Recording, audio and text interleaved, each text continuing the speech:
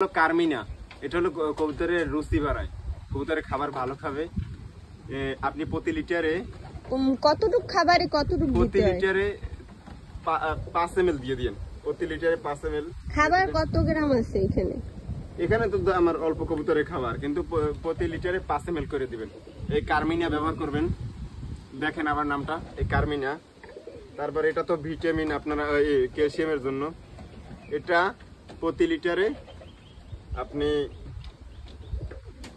কয় ml দিবেন? 5 ml দিবেন। এটাও 5 ml দিবেন।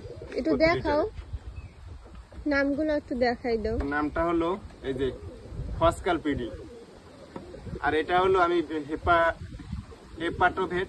এটা ব্যবহার করি হলো মোল্টিং ভালো হওয়ার জন্য, কবুতরের মোল্টিংটা ভালো হবে, এর জন্য আমি এটা ব্যবহার করি।